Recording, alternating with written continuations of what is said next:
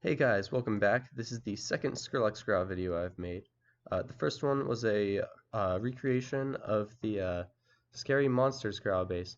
However, I wasn't satisfied with it, even though the video performed well. So I've spent the past year developing and researching the Growl to get a general remake of his chain that he used everywhere. And I will play it for you now. This growl is a little bit loosely based off of the Roux In for the Kill growl, um, with its pitch bend and automation, but it is a bit more for the general chain. I want to walk you through how I made it, so let me do that now.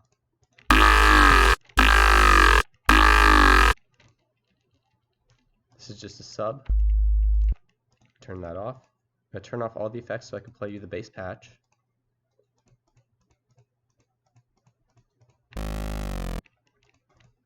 This is just a silent one, 3 voices, relatively low detune on a saw wave.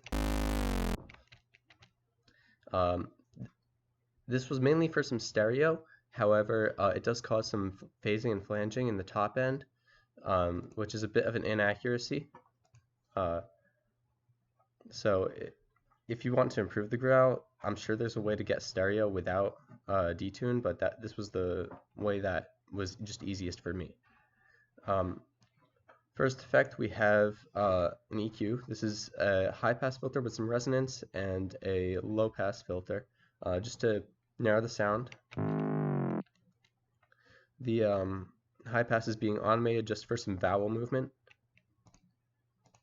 You have a wave shaper. Makes it very girthy and juicy.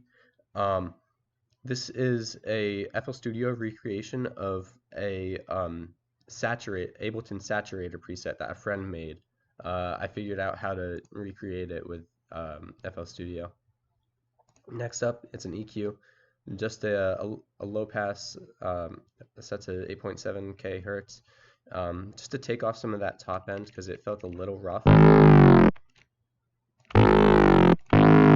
It doesn't really do much, but it does make a difference. Next up, we have a destructor. This just has a little bit of bit crush on it. This is so that it gets a high end fuzziness. That's one of the things about the Skrillex growl is that it's very fuzzy in the top end, and I wasn't sure how to recreate that tone, so I threw a bit crusher on it, and it seemed to work out pretty well. Next up, we have a vocodex. 8 voices, 200% width. The order is set to 2, and the attack is 1, and the release is 40. I also turned down the sound godizing level. The big thing here is the formant shift. So by default, it's set to here, and you can hear how pitching up the formant changes the sound. It makes it a little bit closer, a little bit more vocally, and you could really start to hear those vowel tones coming. Like, this is where they really start. Next up, we have an OTT. There's only 1 in this chain compared to the 3 that I had on last time. It's the same preset as last time with just the 50% downward. Just some slight high-end editing, and also another high pass, because this growl has like almost no sub and bass. It's very mid-heavy. Next up, we have a slight edit of that 3-peak thing that I had last time. I was able to confirm that this was Ableton Live 8 phaser preset that he used, but I don't have that, so I just emulated it with an EQ. And you can really hear the vocal tones start to come through now.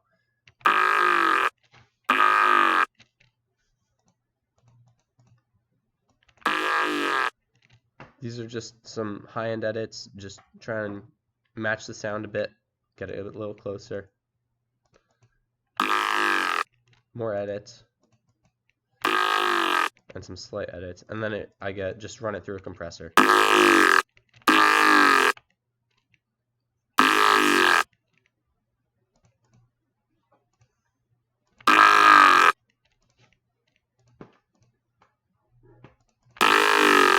On its own, it sounds a little rough, but once you add the sub in, that's where it really starts to sound good.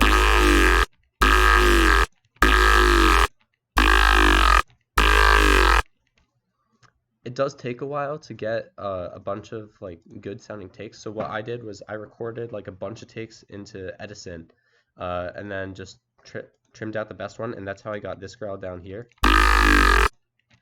I recommend that if you're using this patch, you do the same, because of those inconsistencies from earlier. That's why that happens. And that's all. So I hope you enjoyed. If you haven't yet, go check out my EP. I just put out an EP about a month ago, and one of the tracks, Pandemonium, has a lot of the sounds, or a lot of similar sounds to the one in this video. So if you like the Skrillex sound, go check that out. Alright, I'll see you guys next time. Bye.